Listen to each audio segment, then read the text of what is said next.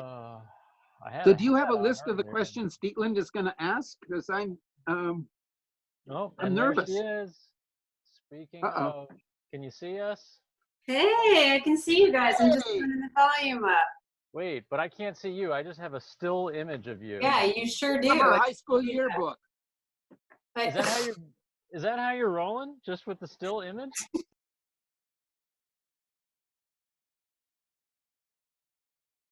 There Hey, you go. okay, we're just gonna have to edit that part out. is this where you live, or did you rent this place?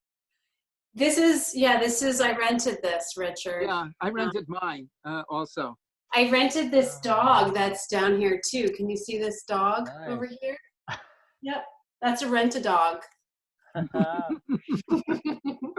No, this is my home office. I'm thinking about changing it up a little bit since I have all this time on my hands, but Yeah, I keep thinking about it. I figured out how to hang my bike the other day. I needed a new place to hang it, so. oh yeah, very nice. Let me see. Because I did So this the other day. I was like, I'm sharing my screen with you so you can see. Look, there's Dietlind. Just chilling in her studio. Oh yeah, that's what it looks like all the time when I'm painting. You know, there's something about doing a Google image search of people. And then let's see. This one, which I really thought, this is you. This is you going like, no, here's what I think. You know, it's a good picture. I don't know what it's from.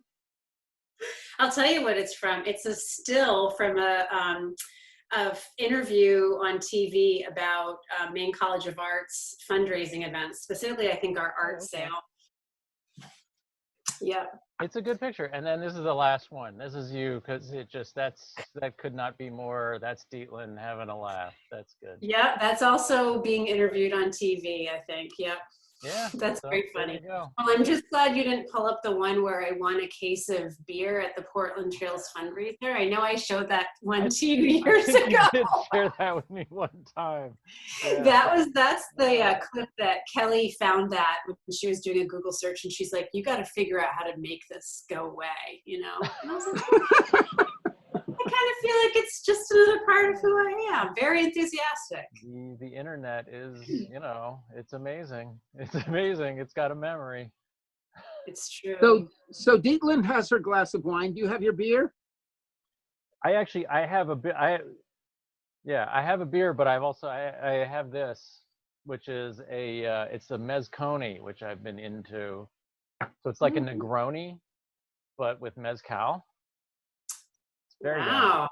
So it's got this smell. Normally a Negroni is with gin, but and I'm not like a super duper cocktail guy, but but the mezconi's got the mezcal, and it's got this smoky kind of thing. Plus, I bought it. I did a few months ago. I bought this bottle of Campari. I never knew how fucking bitter this stuff was. I Oh, I love it. No, and I do like it, but you got to figure out ways to use it. I made a cocktail for Alejandra. I was like, oh, you're gonna love these. I mean, and I forget what it was, but it might have been just a straight Negroni. And she took a sip and just, so that's what I'm doing anyway. Yeah. So I have my tea. I just want you to know I'm armed. Well, yeah, that's good. Depending on what happens, I have a beer over here.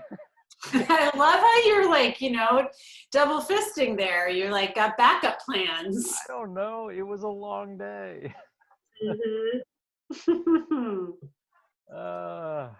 What's that white screen next to you, Richard? What's that? What? What's that white screen that's next to you? Oh, is that? I can turn that off. It's my monitor. You have a couple different You have a computer going, and what are you dialed in on an iPad?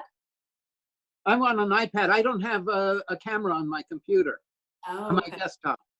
Yeah. So actually, let me turn it off. I don't know. Thanks for showing us. It's a problem. Now we get to see your butt. We got back. Wow. Okay. I'm telling you, there's not much editing that's going to happen. So. So we started? I might bleep out the one time I cursed, because somewhere somebody was like, there should be less cursing.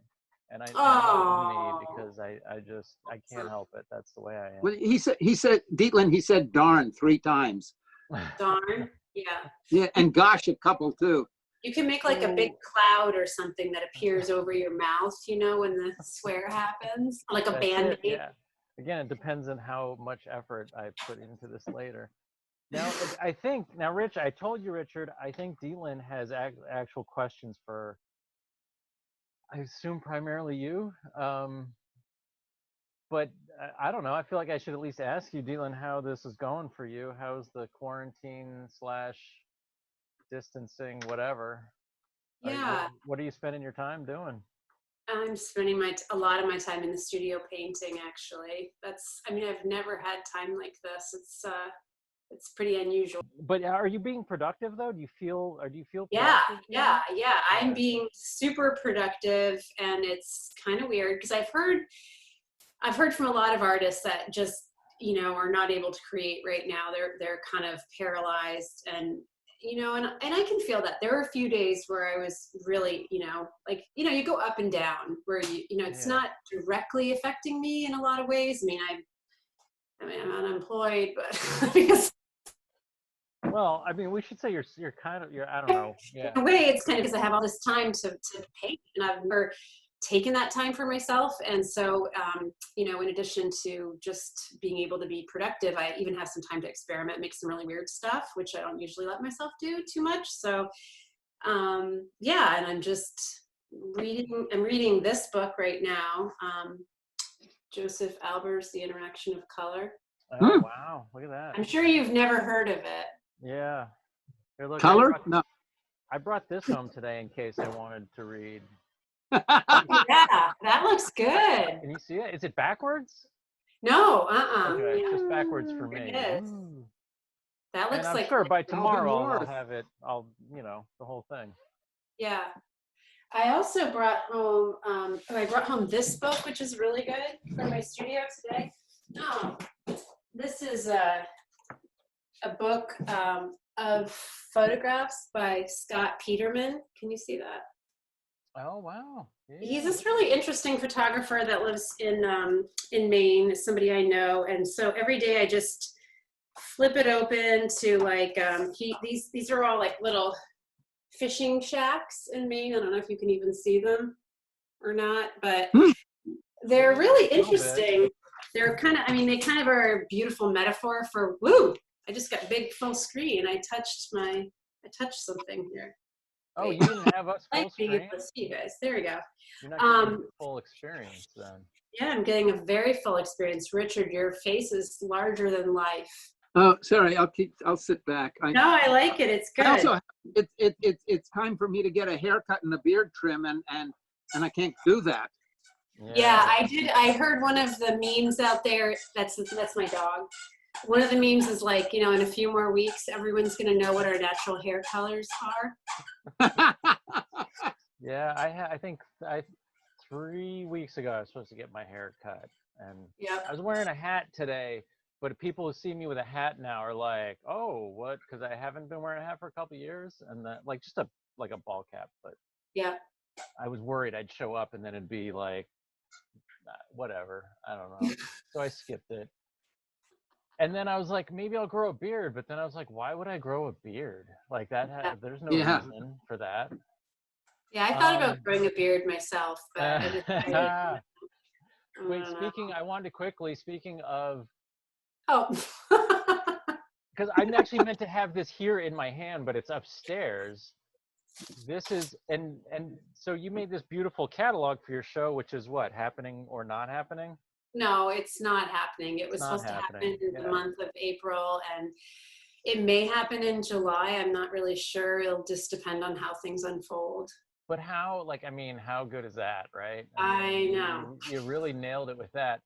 And we had it upstairs. You sent it to us, and then I had it in an envelope. When Alejandra got back, I was sure she would open it up, and then it kind of got buried under. We were both away for a while, and then suddenly she was like, "What's this?" And I was like, "Oh, that's the thing from Deal." And all that to say that it's really wonderfully done.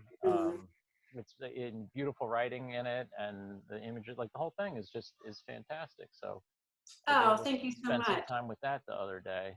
You know, that was a really fun project. It was, you know, it's like images of my paintings for the last few years, some of which are going to be in the show and some of which are just my favorite paintings.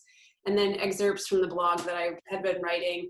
And of course, you can't plan these things. So like the fact that like, I've heard the word pause more in the last, you know, like 3 weeks than I'd heard it all year. And it's like a metaphor for everything right now. But the really fun thing about that is that I thought a few people would buy some copies of it, but instead like tons of people have bought it. People that have never met, even have sent it to friends. I did a special where people can send it to a friend. And then I've had their friends calling me up and ordering copies of it. So it's been really fun to get that out into the world and hear that it's good for people. And I like and that reminded me of, speaking of, I don't have books like Richard has, but it reminded me of this, you know, this guy?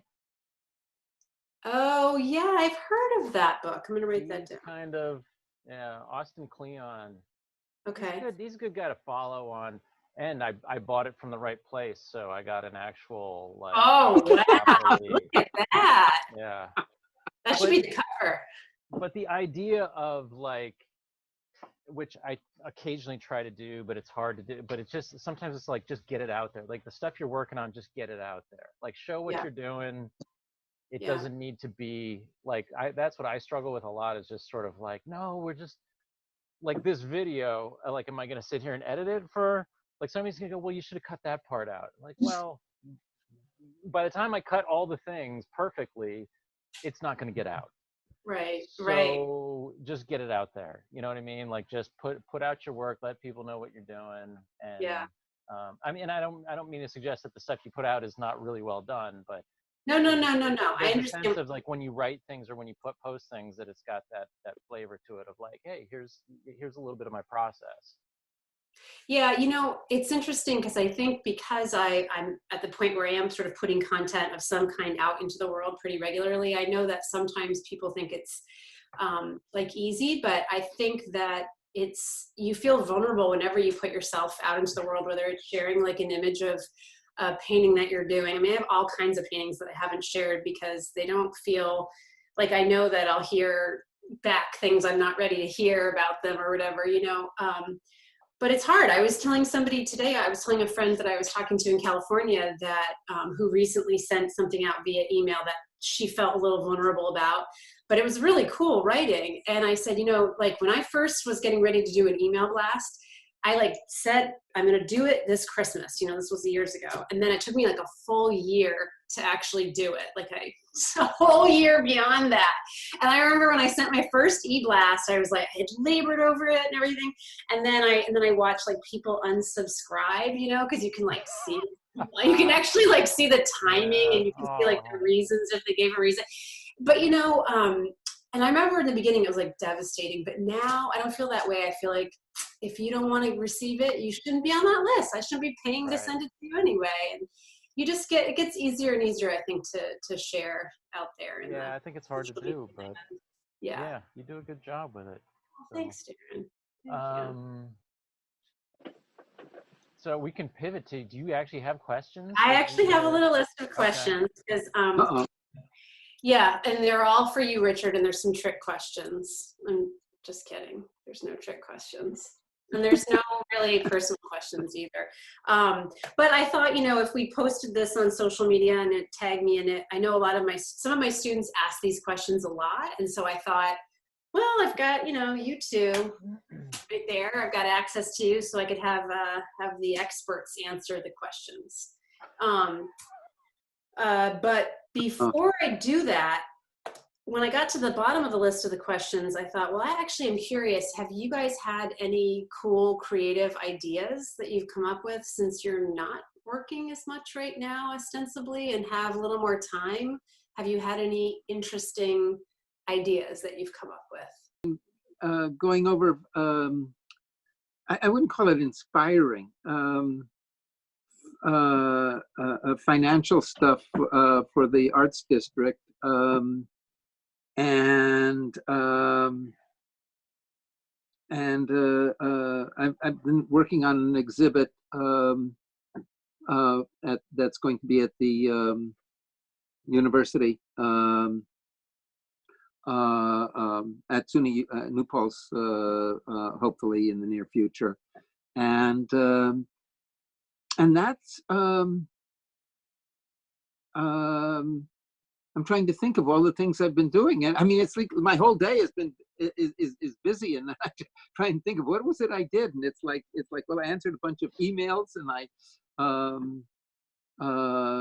but yeah, I think, and I've been thinking stuff of the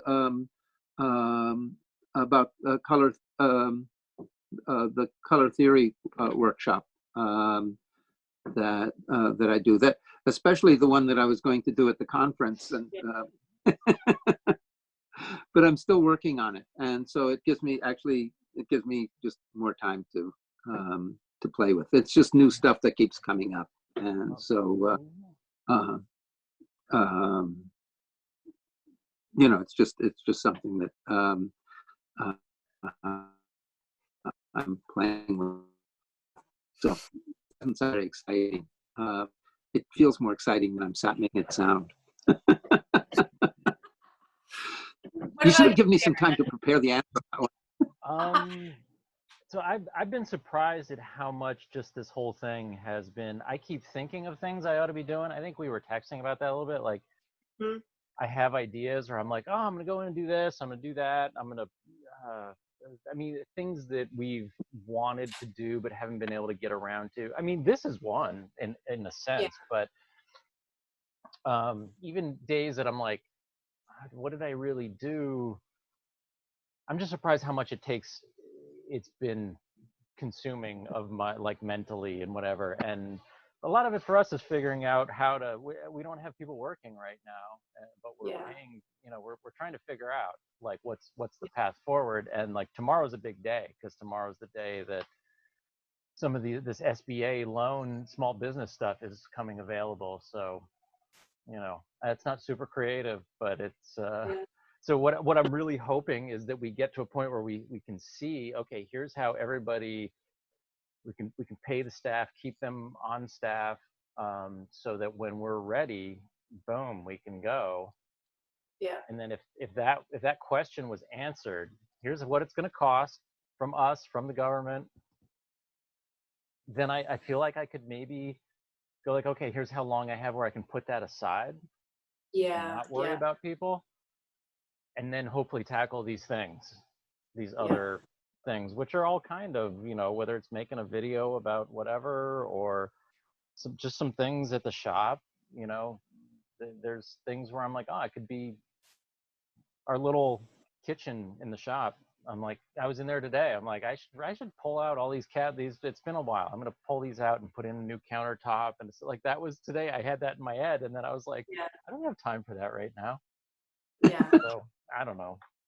I don't know if that's the right answer, but it's. No, it is. I mean, there's no right answer. I was just thinking, it's like, there can be a lot of paralysis. You know, you listen to the news for a couple hours in the morning, you kind of bring yourself up to speed, and then, you know, and then there's just like this point of like just sheer like sadness, this like collective sadness that kind of, I don't know for you, but washes over me. And I think what's helped me is like, I do have access to my studio. So go into the studio and I turn the music up as loud as I can, and I just paint. And it's kind of like, once I get going with that, it's sort of like I tap into that space where all these ideas are just coming. So I've had like a bunch of great ideas, and it feels like I have access and time to be thinking about those creatively, you know, like giveaways and different kinds of projects I want to work on, and blog posts to write and that sort of thing. So yeah, I was just curious. Yeah, I think I just need to like figure out a way to allocate the time to that. I did a little bit, and I was inspired by I was watching the Jeff and Helen thing on Facebook, and somebody was just talking about, and it's like, I know this intuitively, like I have outside of this room a space it's not really a studio. It's like, it's a little bit wood shop, it's a little bit bike repair, it's a little bit, I could paint if I want it, you know, I mean, it's everything, but it's a mess, or it was a mess. Now it's like half a mess, because I did get inspired to just spend a few hours doing what you just said, which was listen to some music. Yep. and just find a place for some things. Yeah. And even that felt really good. And Yeah. that's always the first step for me, is like organize the space a little bit. And it actually reminds me from years ago, my grandmother, I think, was visiting this area, and my mom and dad, they went up to the Norman Rockwell Museum, and they came. Well, I remember then they came and they visited me, and they were talking about how this story about how he, and grain of salt with the whole thing, but about how important it was for him to sweep his studio like every day. Mm-hmm. And just the sweeping and the clean, like that's just like a part of, like that was part of the process. Yeah. It's like he didn't have a paintbrush in his hand, but the sweeping was a part of like the beginning and the end. And Absolutely. Yeah. I don't know. Anyway, there's I that. love that. I've been good at doing the opposite. I'm letting myself be messy, which I'm never messy in my studio, so it feels good. But all right, so I do have some questions here, and before we run out of time, I'm gonna hit you with some of the world's deepest and most profound questions. Okay. About I think we have about 20 minutes. Oh, we do? I Oh, think okay. so. All right. Well, Depending on how you. but Richard might really go off on one of these subjects, so. Absolutely. Then I get to watch Darin shake his head and say, "Oh no." And then his eyes roll back into his Yeah, head. yeah. That's exactly Okay, what it's like. So Richard, this first question is for you. Oh, great. What is encaustic bloom? Oh. And again, I'm not asking this for myself. These are questions that I get all the time in my classes. Yeah. I hear your answer. Encaustic bloom is usually contaminants in the wax that migrate to the surface, but they can also be a reaction with the I mean, there are different kinds of bloom, I think, caused by different things. If you, when you paint just a normal painting, and it'll get a dusting on it, and you wipe it down, that's usually the contaminants. Sometimes it's also a reaction with between free fatty acids and like free calcium in a pigment, like free calcium in ivory black, because ivory black is burnt bone. So sometimes, and this is what I've heard. I mean, I've just, it's not like I did a study of it really. It was just asking around, or searching around and finding some answers. But also, it's also happened when people paint with encaustic with just straight beeswax and no resin, and it's exposed to cold. You can get. I've heard of this. I know. Oh. Sorry.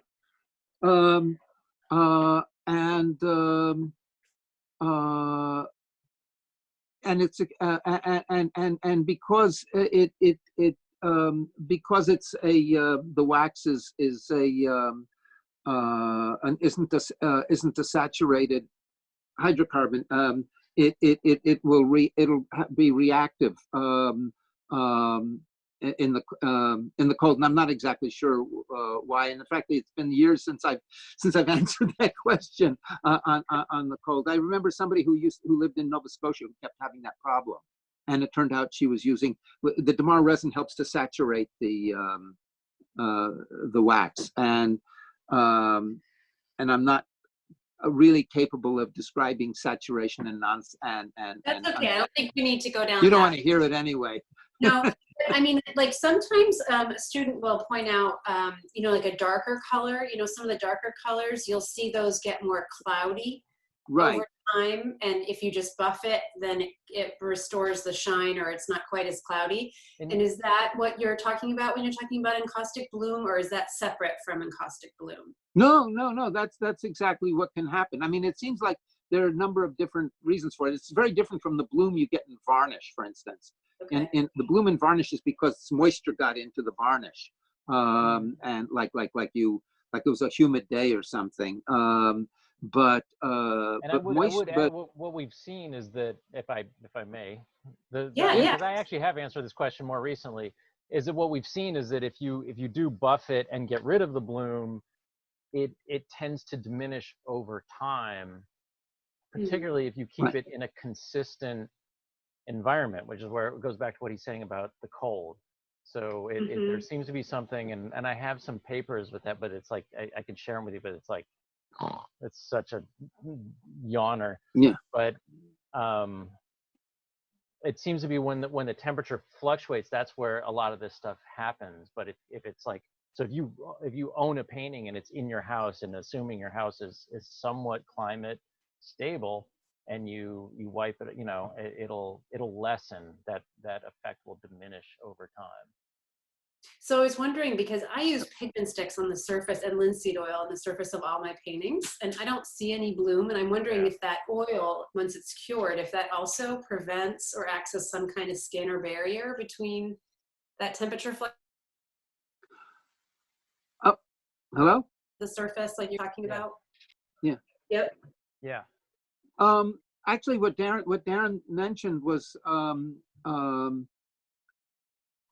is actually, I mean, just think about it. When the temperature fluctuates, as I said, it can be a migration of certain impurities that got into the paint, and when the temperature changes, it's creating a kind of a contraction, and expansion, and it would drive some of those things to the surface. And as he said, after a while you run out of those impurities and it stops happening.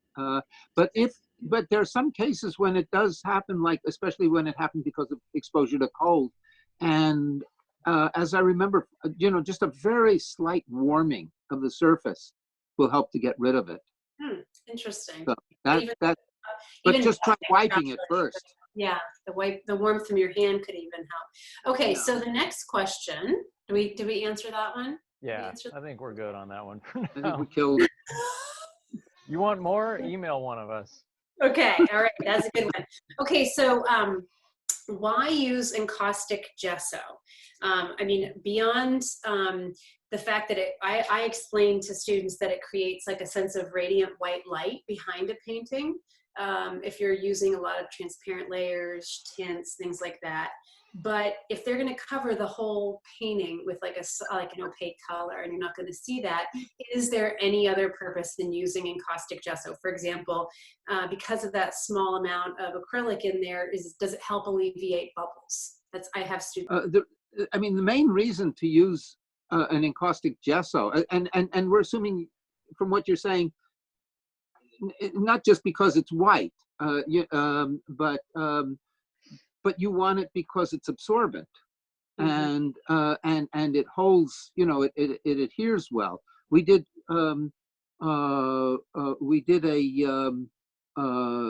test of different surfaces a number of years ago, about 40 different surfaces, metal, glass,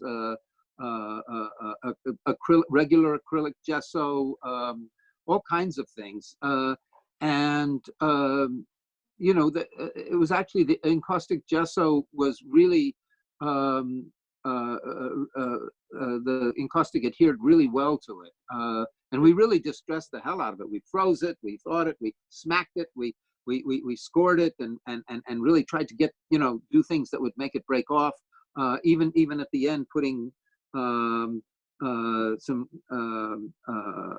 gauze on top, and then painting encaustic medium over it so that it really stuck to that surface, and then pulling up and seeing what happened. And the encaustic gesso was great because it was absorbent. And it also gives you an absorbent white surface. That's not, if you use, say, white paper, the encaustic is going to transparentize the paper and darken it. But this, it won't darken. The gesso, it won't darken. So that's the. Okay, great. Do you have anything to add to that, Darin? Oh, Jess, it's the same. It's just like the bloom. We could go on about it forever. Oh my gosh, there's acrylic in the binder. What do we do? Yeah. Sorry, that was snarky, but I answer that question so often on Facebook. We spent, 20 something years telling people that never paint on acrylic, and then we created a gesso that has acrylic as the binder. Right. That's all I'm going Right. to say. Well, we do have that article as a download. And so I was going to yeah. segue into mentioning we have our resources section on the website, which is pretty awesome. Yes. And one of the things that you could download in the resource section is information about encaustic gesso, including that article. Yeah. I just wanted to say, I mean, no binder is absorbent. Rabbit skin glue, which is the basis for glue gesso. Anything, nothing is absorbent. Glue is not absorbent. It's the ratio of the glue to the filler. Oil is not. None of them are absorbent. Yeah. It's the solids that make the difference. Yeah. Mm-hmm. Yeah. Okay. Good to know. All right. Okay. So pigment sticks. When you get a pigment stick and you take it out of the plastic tube and you unwrap it, it has a skin on it. What's your preferred means of getting rid of the skin? Shay, my dog is catching a bug here behind me. So my quick answer, my preferred means is if there still is a skin, and it depends on the color, because some of them dry faster than others based on the pigment.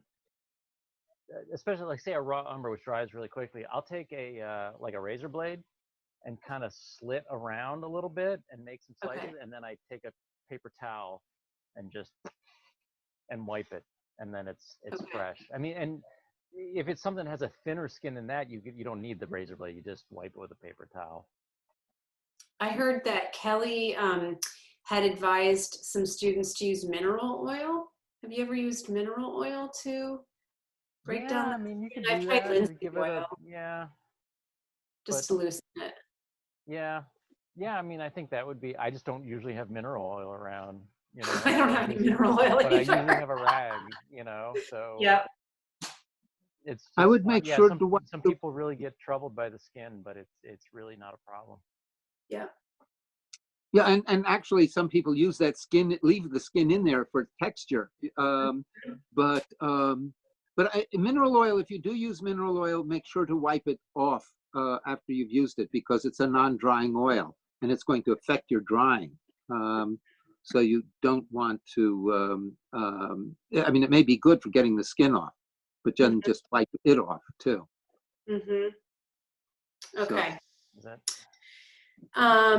okay, so why is our tagline unique color? Can you tell me a little bit about why we're unique?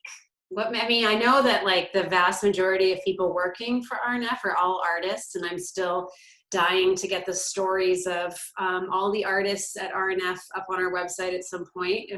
If people support it, I think it's so cool to know that the folks doing everything from making paint to managing the office are incredible artists. But I was wondering if you could just tell me about what makes our color unique. Man, first of all, we've got like 2 or 3 minutes probably, and then we'll get cut off. Shit. I wish you'd ask this question first. It starts with the beginning of how we were sort of making color, and of course, that's Richard, and he had the idea. We make colors that you're not going to see in other lines, and we always look at all the other. We mostly look at tube oils. I mean, we make a stick and we make an encaustic, which are very unique in their own right because of the sort of form factor, but the color itself, I think of colors like sap green, which is a blend of 3 pigments that it's really difficult to mix that by yourself, especially consistently. There's these other ones that, like Richard would call, he would talk about them as transitional colors, and they're very delicate blends that people will say, well, if you mix that many color pigments together, you're going to get mud. Well, we don't get mud. We get Jean Brillant, we get warm pink, we get blue ochre, olive yellow. I mean, these are colors that there's a delicate balance between sort of mineral pigments like raw sienna and organic pigments like a quinacridone or whatever. And they're hard to do, but we do it in a way that I think is you know, the terms out there all the time, like small batch, when you talk about all these different things, but that's part of the way we do it at our size. We don't have the advantage of making huge batches of things. There's advantages there, but there's advantages to being small, and then you can you can do a lot of things that maybe larger manufacturers can't. I don't know. I could go on for like an hour about that, but Richard, maybe you can add something. Well, I just wanted to say that we make we're one of the only companies that makes a large number of mixes, and they're not just adding white. They're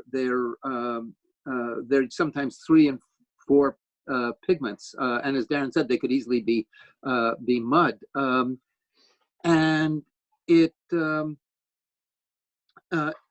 it's very difficult doing that. I mean, it's first of all the color matching from when each time we make a batch, matching it to our standard can be really time consuming and difficult.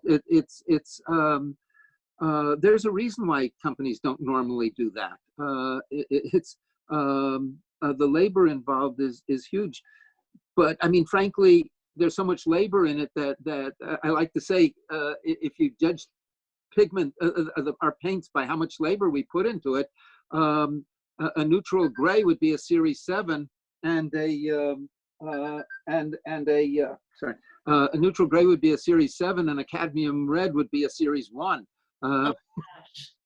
Because they're you know, a cadmium is easy to mill, but a neutral gray which has 4 pigments in it is not, and you have to balance the umber and the cobalt blue in it. But I do want to say one thing that's really wonderful. Darin said, well, you know, I started developing these, you know, when we started the company, but the last 2 or 3 batches of new colors have been all entirely done by the paint making crew. I mean, they get it, and this is one of the most satisfying things to see this passed on, that there's this continuation within the company and they've been some brilliant mixes. I mean, the turkey red, the blue ochre, the seconds olive here, yellow. Richard. Huh? We're only got a few seconds seconds here, Richard. Oh, okay. I'll just leave it at that. I think we're gonna have to do this again. Yeah. That's why I love working for you guys, you know? Well, we love having you on board. And I would say, Certainly. he says it's just a payment, but it's a whole team effort. Yeah. Of what we do, and including the artists that we work with outside of the company that we send paints Absolutely. to. Yeah. Dietlind, thank you for taking some time out of your. Oh, you're welcome. Thanks for having me.